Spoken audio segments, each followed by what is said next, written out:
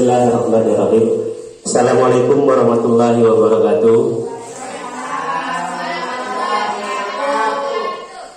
Selamat siang.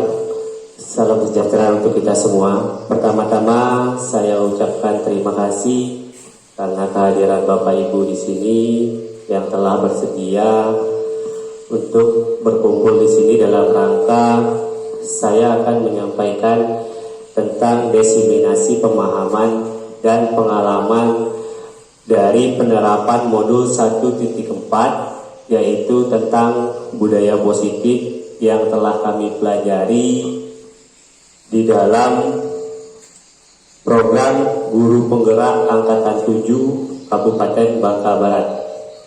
Ya, pertama-tama saya ucapkan terima kasih kepada Ibu Kepala Sekolah yang telah memberikan waktu kepada saya serta ruangnya untuk menyampaikan diseminasi ini, dan juga kepada rekan-rekan guru yang telah bersedia hadir. Baiklah, di sini saya akan menyampaikan tentang pemahaman dan pengalaman dari modul 1.4 tentang budaya positif.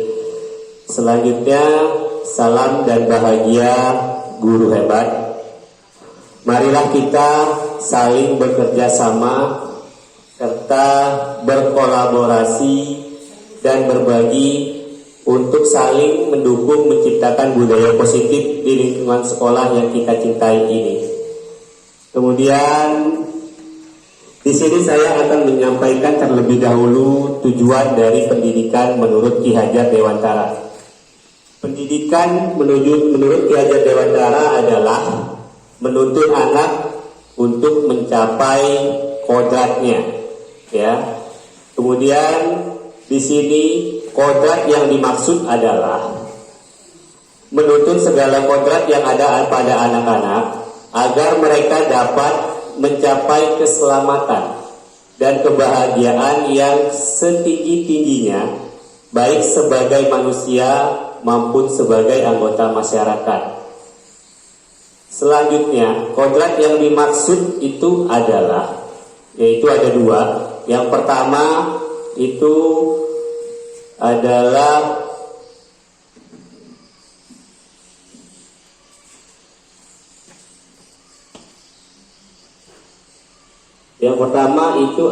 kodrat alam, ya. Kodrat alam di sini berkaitan dengan sifat dan bentuk lingkungan di mana anak itu berada. Ya, kodrat alam di sini dimaksud kita tidak bisa menyamakan misalnya anak-anak siswa kita yang ada di lingkungan kita di sini, khususnya di Kecamatan Paritiga, kita samakan dengan misalnya di Pangkal Pinang. Pasti alamnya berbeda, ya, lingkungannya berbeda, jadi otomatis nanti bentuk pendidikannya juga akan berbeda. Kemudian yang kedua itu adalah kodrat zaman. Kodrat zaman itu berkaitan dengan isi dan irama, ya. Jadi kodrat zaman sesuai dengan zaman di mana anak-anak itu dilahirkan. Misalnya sekarang itu zamannya zaman teknologi semakin canggih. Jadi kita sebagai pendidik juga harus mengikuti zamannya. Contohnya sekarang anak-anak kemungkinan dari kelas 1 itu sudah mahir menggunakan handphone, ya.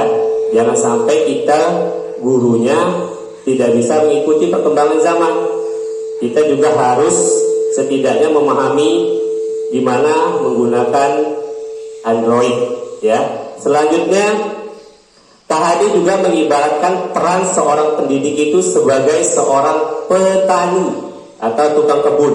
Kenapa diibaratkan sebagai seorang petani? Karena kita sebagai pendidik itu hanya bertugas untuk, misalnya seorang petani merawat, memupuk sehingga tanamannya itu menjadi besar dan bagus.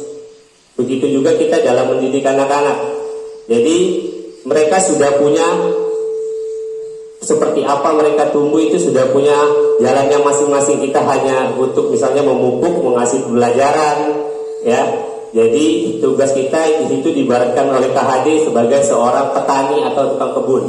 KHD juga menegaskan bahwa didiklah anak-anak dengan cara yang sesuai dengan tuntutan alam dan zamannya sendiri. Jadi seperti tadi yang dijelaskan, sesuai dengan kodrat alam dan kodrat zamannya. Ya, selanjutnya, apa itu budaya positif? Budaya positif yang tadi yang saya sampaikan di awal, bahwa di sini adalah penerapan tentang budaya positif. Jadi sebelum kita menerapkan, kita harus tahu dulu apa itu budaya positif. Budaya positif di sekolah ialah nilai-nilai, keyakinan-keyakinan dan kebiasaan-kebiasaan di sekolah yang berpihak pada murid agar murid dapat berkembang menjadi pribadi yang kritis, penuh hormat dan bertanggung jawab. Ya, jadi budaya positif di sekolah itu adalah nilai-nilai dan keyakinan-keyakinan dan kebiasaan-kebiasaan di sekolah yang dilakukan oleh murid, yang berpihak pada murid, ya, agar muridnya dapat berkembang menjadi pribadi yang kritis, penuh hormat dan bertanggung jawab.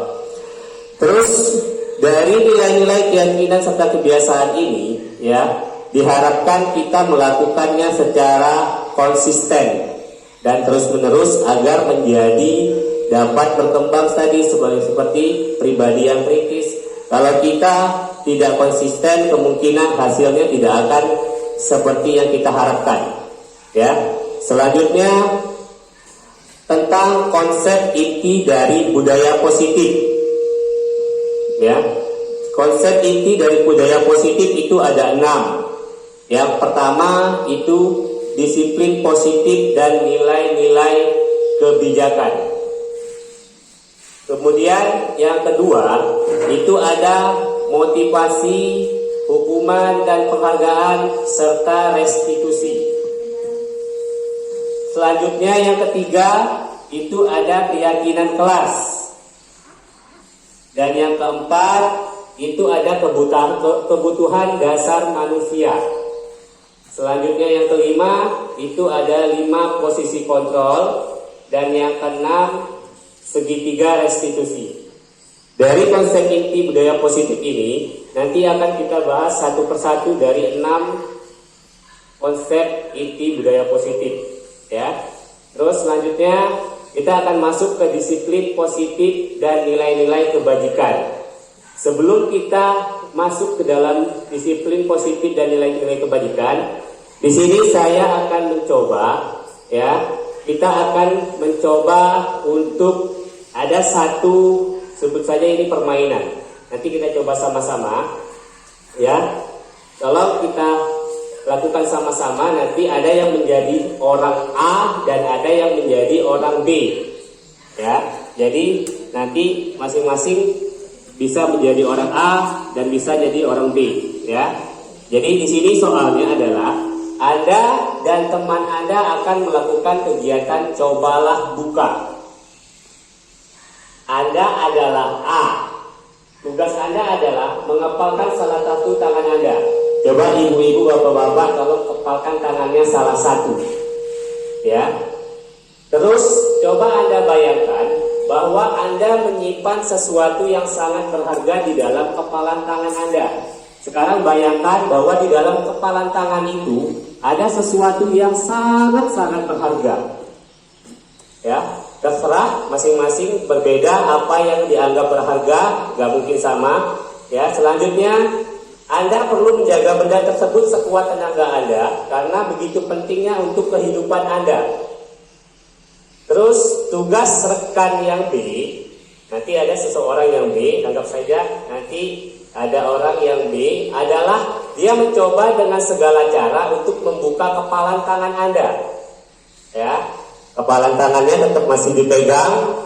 Terus teman Anda B boleh membujuk, menghardik, mengintimidasi, memarahi, menggoda, menggelitik, bahkan menawari Anda uang agar Anda bersedia membuka kepalan tangan Anda. Jadi nanti kepalan tangan itu akan digoda oleh teman dengan cara menghardik segala macam sampai mengeluarkan uang untuk menggoda Anda. Kemudian coba lakukan kegiatan tersebut, cobalah buka di atas dengan B secara bergantian. masing-masing A dan B memiliki waktu 30 detik. Sesudah itu diskusikan kegiatan ini dan coba pertanyakan pertanyaan di bawah ini secara mandiri dan diskusikan kembali dengan rekan B Anda. Ya, bandingkan jawaban Anda apakah berbeda sama atau sama, bila mana berbeda kira-kira mengapa. Ya, sekarang kepalan tangannya masih dipegang. Sekarang saya akan coba tanya sama Ibu Yesi. Ya, saya akan mencoba untuk membuka kepalan tangannya. Apakah kira-kira dia bersedia atau tidak? Sesuai dengan apa yang dipikirkan Bu Yesi tadi, di dalam kepalan tangannya itu apa? Ya, ya, Ibu Yesi, saya akan memberi Anda uang 1 juta untuk membuka kepalan tangan itu. Di dalam kepalan tangan itu dikasihkan kepada saya. Kira-kira Anda mau atau tidak? Ya. Terus kenapa tidak mau? Padahal 1 juta gede loh, lumayan, bisa beli skincare, ya, atau bisa beli yang lain-lain. Kenapa? Apakah sebegitu berhargakah yang ada di dalam kepalan tangan Anda? Iya. Kalau saya seandainya, ya, saya akan mengancam Anda. Ketika kalau Anda tidak membuka kepalan tangan itu, saya akan memaksakan Anda dengan kekerasan. Kira-kira gimana? Apakah Anda masih tetap untuk bertahan membuka tidak membukanya atau membukanya? Ya, bertahan. Berarti dari sini kita bisa lihat bahwa yang ada di kepalan tangan Bu Yesi itu bagi dia itu cukup berharga. Kita nggak tahu apa yang ada di situ, akan tetapi bagi dia itu cukup berharga sehingga dia tidak mau membukanya. Baiklah, sekarang kita lanjut ke pertanyaannya. Apakah Anda atau B? Berarti tadi dari Bu Yesi yang bersangkutan tidak bersedia untuk membuka kepalan tangannya. Mengapa alasan Anda atau B membuka kepalan tangan Anda? Ya, itu ada mengapa alasannya kita mau membuka kepalan tangan kita tadi. Kemudian yang kedua, apakah Anda atau B menutup kepalan tangan Anda? Mengapa? Apa alasannya? Ya, jadi kita membuka dan menutupnya itu pasti ada alasannya. Kenapa kita mau membuka? Kenapa kita mau menutup? Kemudian yang ketiga, dalam kegiatan ini sesungguhnya siapa yang memegang kendali atau kontrol untuk membuka atau menutup kepalan tangan Anda? Kira-kira siapa yang memegang kontrolnya? Hah? Diri sendiri. Iya. Baiklah, tadi kita akan lihat jawabannya. Di sini, ya, itu jawaban dari apa yang kita jawab tadi adalah merupakan perubahan paradigma baru dari pembelajaran kita. Ya, kemungkinan jawaban kita terhadap pertanyaan-pertanyaan pertama dan kedua itu bervariasi. Ya, ada yang diri sendiri, mungkin ada yang orang lain, antara yang bersedia membuka dan ada yang tetap bertahan menutup kepalan tangannya. Sedangkan pertanyaan ketiga, siapakah yang sesungguhnya memegang kontrol, yang menutup kepalan tangan atau yang berusaha dengan segala cara untuk membuka kepalan tangan rekannya? Jawabannya tentu kita sendiri. Ya, itu bukan orang lain, tergantung kita sendiri yang mau membuka, yang memegang kontrol atas kepalan tangan kita. Apakah kita mau membuka atau menutup kepalan tangan kita, itu bergantung pada diri kita masing-masing. Sesuai dengan kebutuhan dasar kita saat itu. Ya, kebutuhan dasar di sini itu adalah kebutuhan apa yang kita pegang tadi. Ya, oke. Selanjutnya kita masih masuk ke dalam disiplin positif dan nilai-nilai kebijakan. Di dalam perubahan paradigma baru, pembelajaran paradigma baru itu memastikan praktik pembelajaran yang berpusat pada murid. Ya, yang mana setiap murid belajar sesuai dengan kebutuhan dan tahap perkembangannya. Kemarin dalam paradigma lama, ya, kita masih melakukan pembelajaran yang berpusat pada guru atau teacher center. Sekarang kita di dalam paradigma barunya memastikan pembelajaran itu berpusat pada pada peserta didik atau student center, ya. Jadi kebiasaan lama kalau bisa kita tinggalkan secara bertahap. Jadi sekarang kita memastikan praktik pembelajaran yang kita lakukan itu berpusat pada peserta didik. Selanjutnya itu tentang disiplin positif, ya. Sebelum kita belajar tentang disiplin positif, mengetahui apa itu disiplin positif, kita harus tahu dulu apa itu disiplin. Disiplin itu adalah kemampuan memerintahkan diri kita sendiri dalam mengontrol dan menguasai diri untuk memilih tindakan yang mengacu pada nilai-nilai yang kita hargai dengan penuh tanggung jawab tanpa terperintah orang lain. Jadi kita mau disiplin itu adalah kemampuan diri kita sendiri, ya, untuk mengontrol yang mengacu tanpa perintah orang lain. Selanjutnya, disiplin positif. Disiplin positif dapat dilakukan dengan mengontrol diri kita sendiri dengan meningkatkan motivasi internal, ya, dalam melakukan tindakan yang mengacu pada nilai-nilai yang kita hargai. Jadi disiplin positif itu intinya di sini, ya, motivasi internal. Berarti motivasi yang ada dari dalam diri kita sendiri, bukan dari orang lain. Ya, selanjutnya nilai-nilai kebajikan. Dalam nilai-nilai kebajikan adalah sifat-sifat positif manusia yang merupakan tujuan mulia yang ingin dicapai setiap individu. Di sini nilai-nilai kebajikan setiap individu itu adalah nilai-nilai yang terdapat dalam murid kita, ya, yaitu nilai-nilainya yang terdapat dalam profil pelajar Pancasila. Di sini ada 6 nilai-nilai kebajikan dalam profil pelajar Pancasila. Yang pertama itu ada beriman, ya, terus bertakwa kepada Tuhan Yang Maha Esa dan berakhlak mulia, kebinekaan global, bergotong royong, kreatif, bernalar kritis, dan mandiri. Ini adalah nilai-nilai kebajikan yang kita harapkan terdapat pada siswa kita, ya, yaitu nilai profil pelajar Pancasila. Selanjutnya itu ada motivasi, hukuman, dan penghargaan serta restitusi, ya.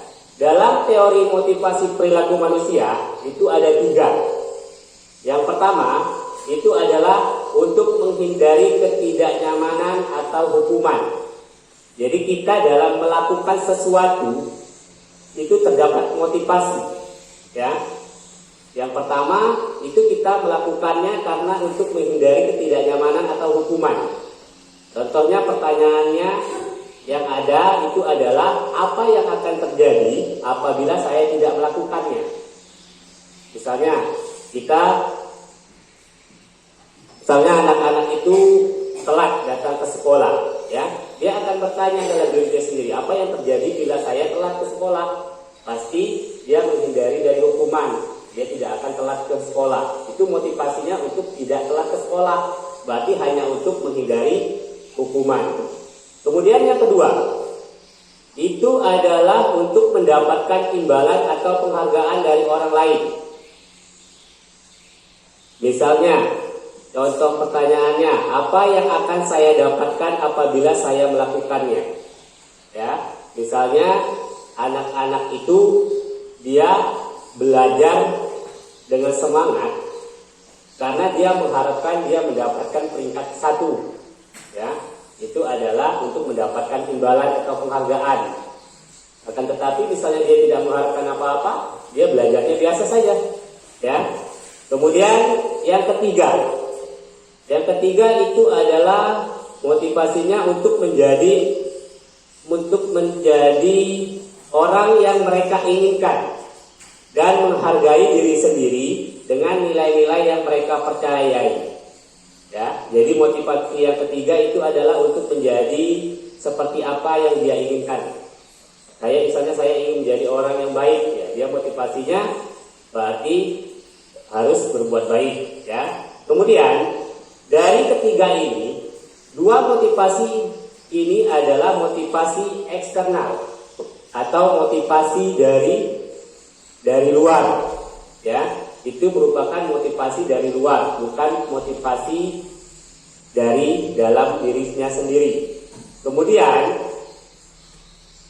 yang ketiganya baru merupakan motivasi internal, yaitu untuk menjadi apa yang mereka inginkan. Itu merupakan motivasi internal.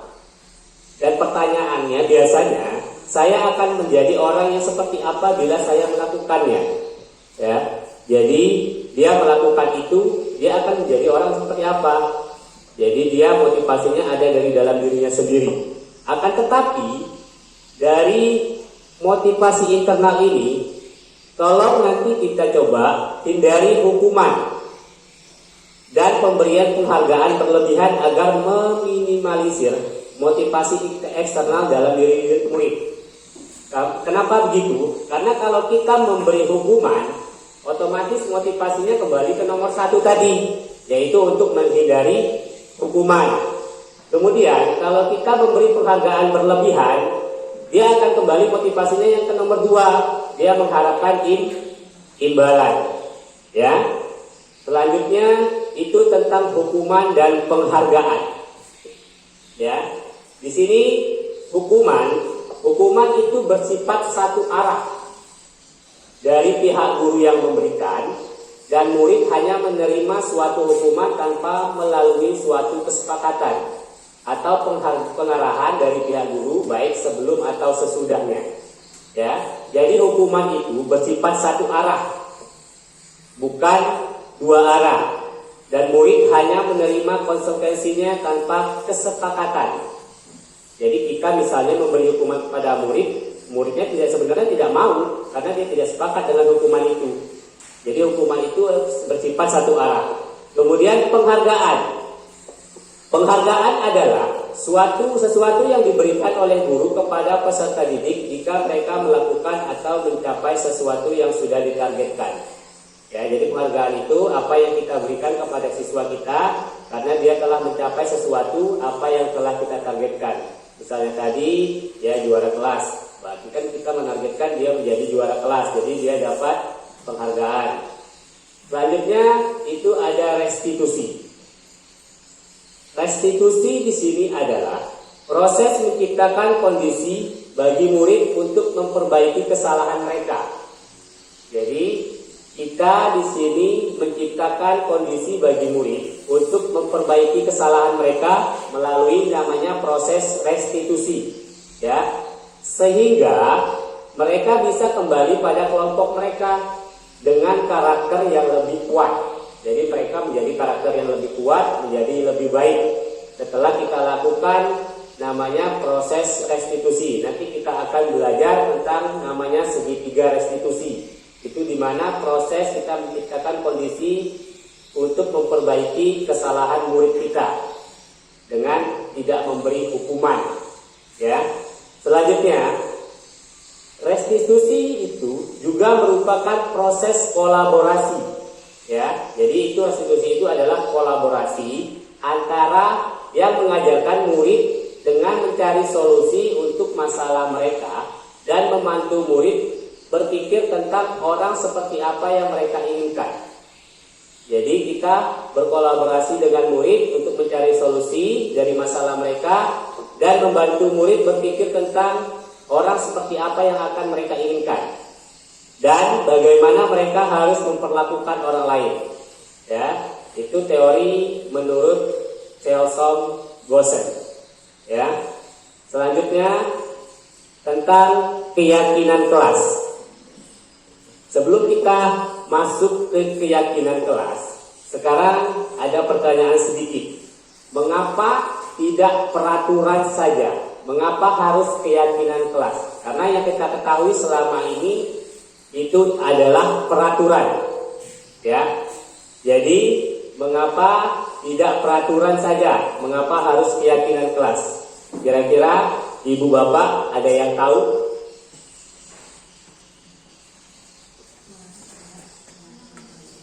Hah? Kenapa? Kenapa harus keyakinan kelas dan tidak peraturan saja? Oke, baik, langsung kita coba lihat di sini. Ya, kenapa kenapa harus keyakinan kelas tidak peraturan saja? Ya, di sini coba kita lihat nilai-nilai kebajikan itu menekankan pada keyakinan akan lebih memotivasi seseorang dari dalam.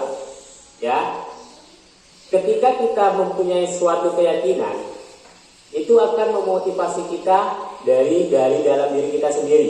Ya, misalnya saya yakin saya tidak akan datang terlambat. Ya, itu adalah motivasi dari dalam diri kita sendiri.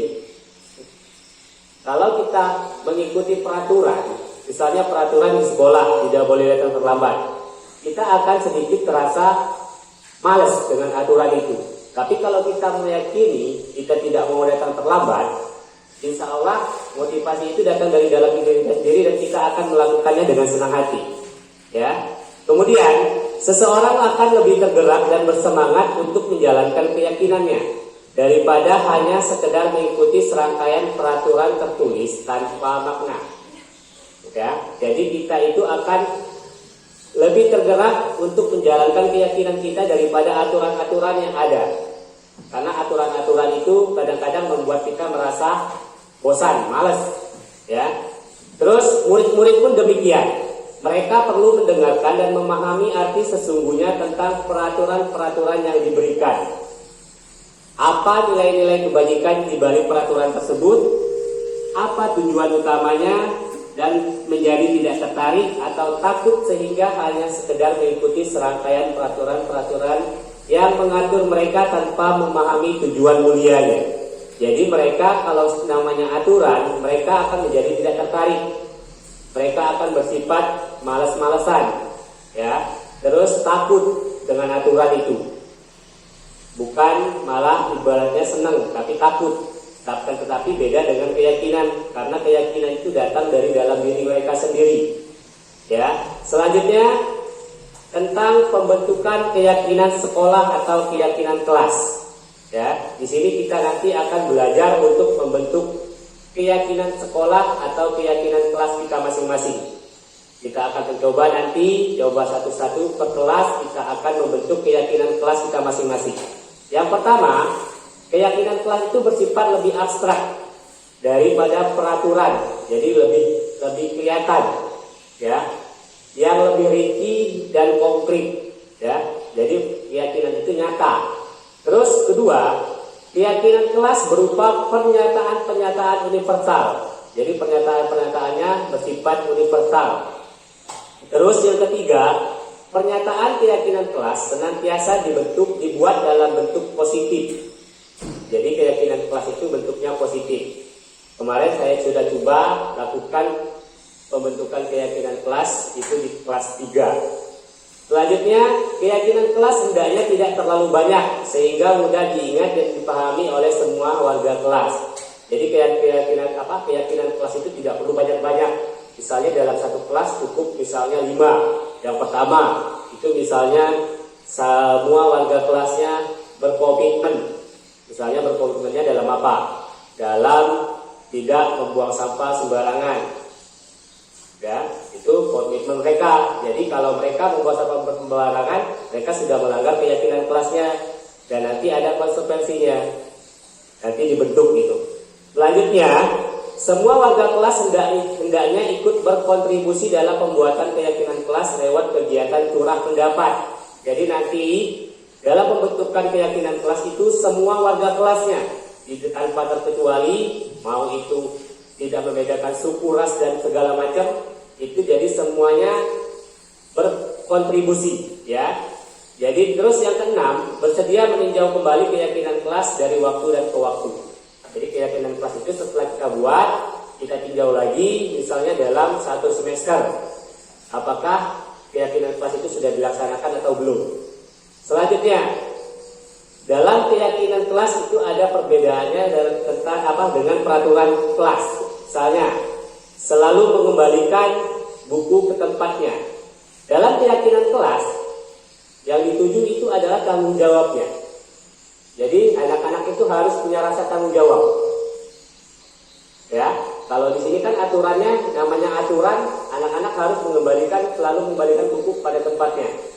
Di sini dalam keyakinan kelas nggak usah panjang-panjang, cukup aja kita bikin tanggung jawab. Jadi banyak tanggung jawab itu sebenarnya. Kemudian yang kedua, misalnya dilarang mengganggu orang lain.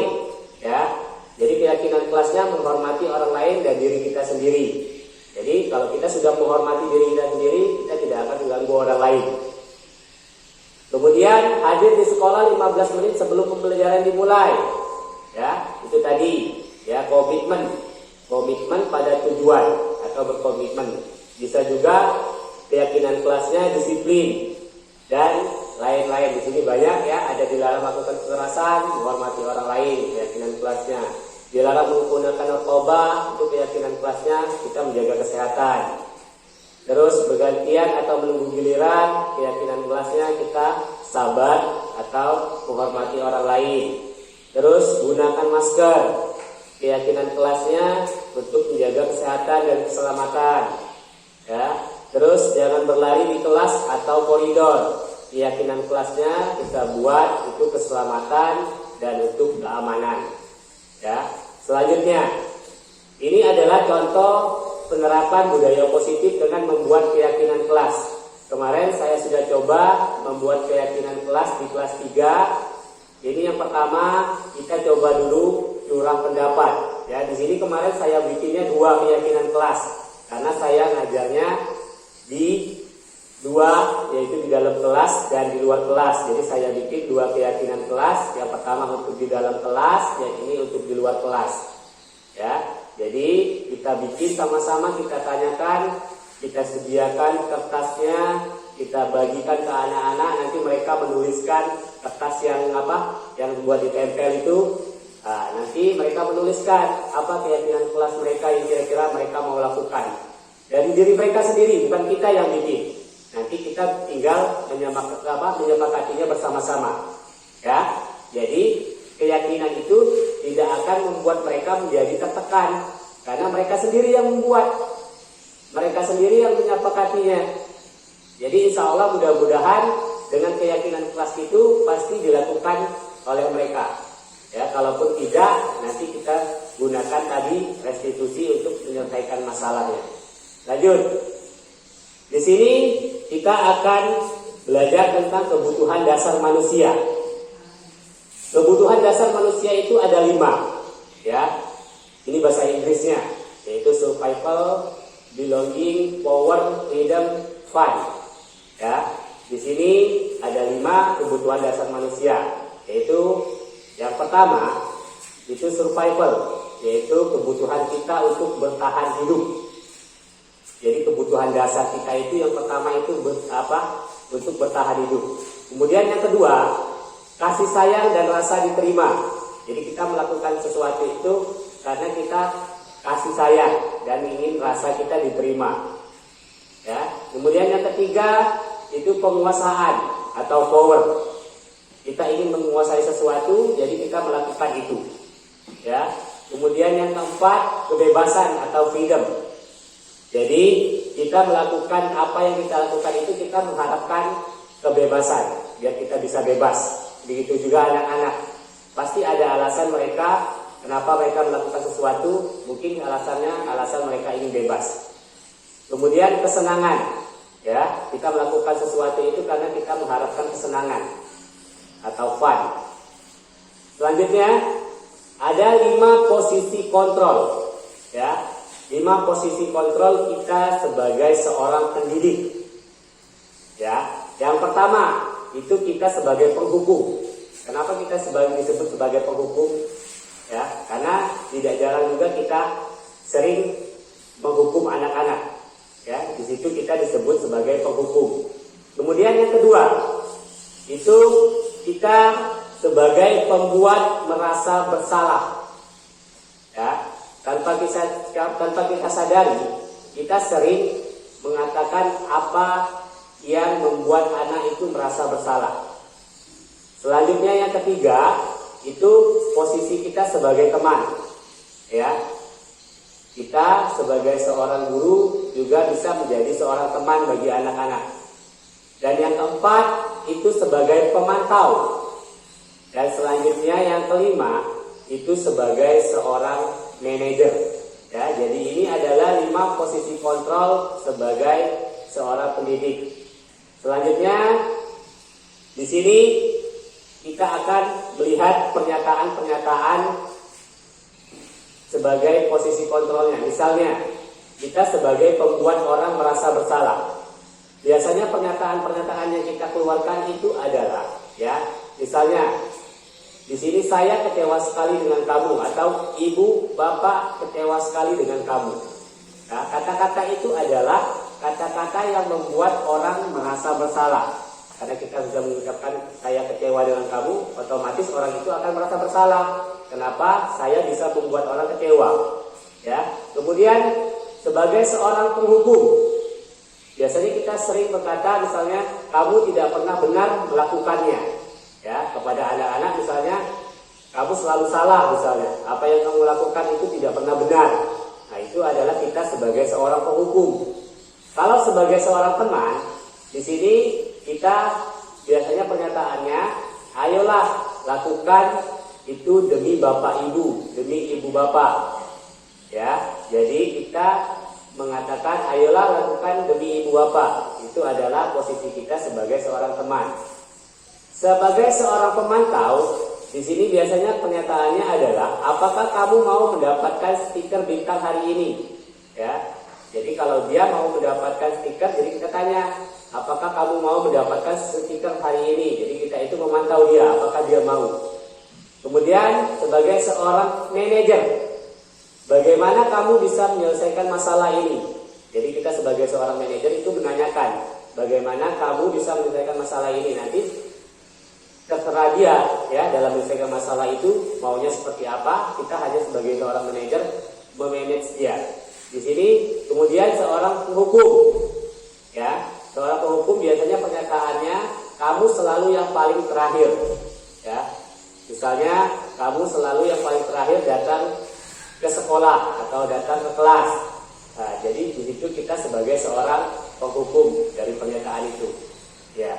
Selanjutnya di sini sebagai seorang guru, posisi kontrol yang baik itu adalah kita sebagai seorang manajer. Dari kelima posisi kontrol tadi, ya, sebagai seorang guru posisi yang baik itu kita adalah sebagai seorang manajer. Kenapa? Ya, di sini.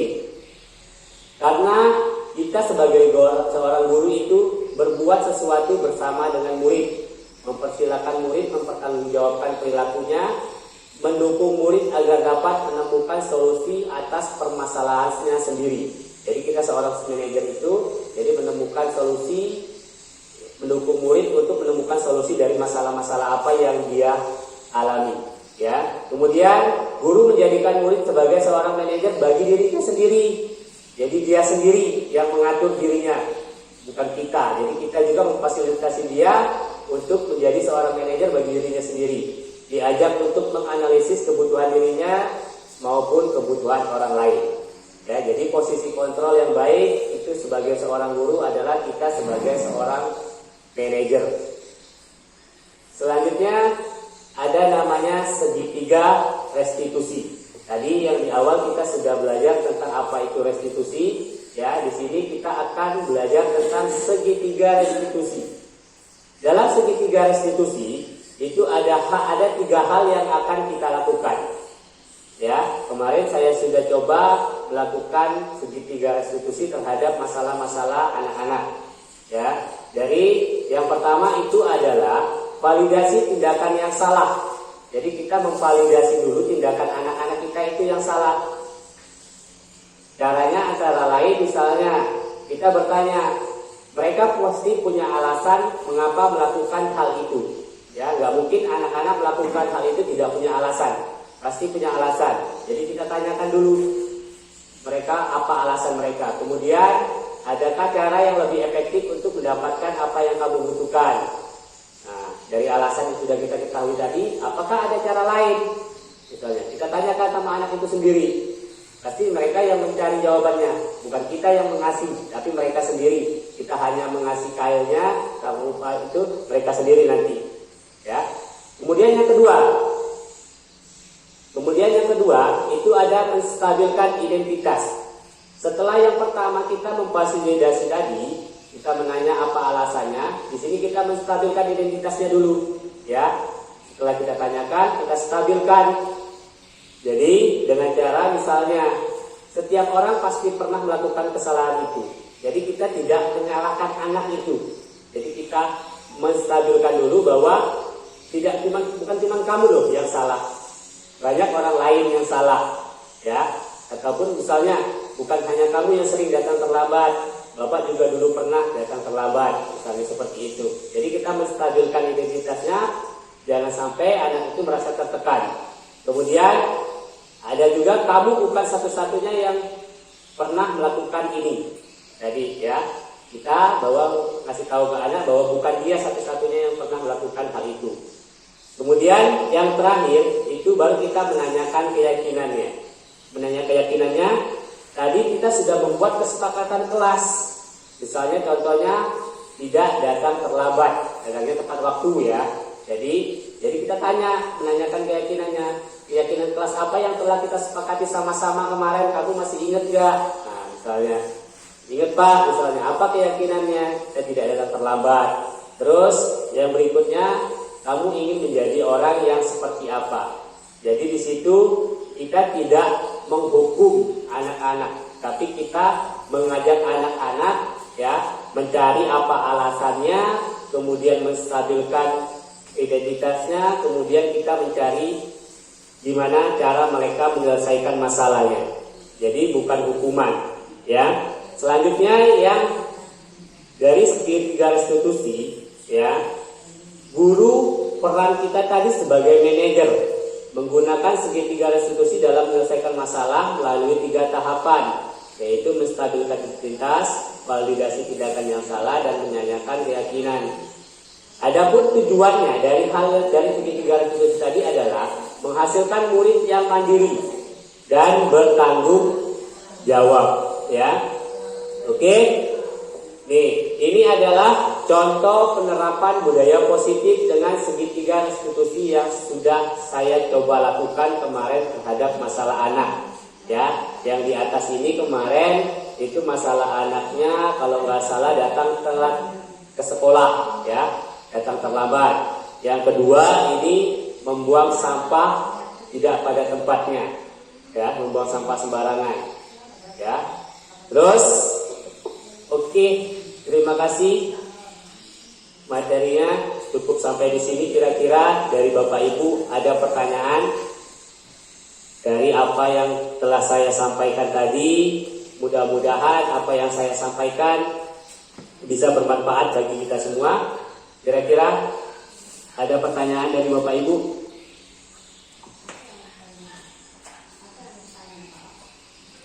Kupaus.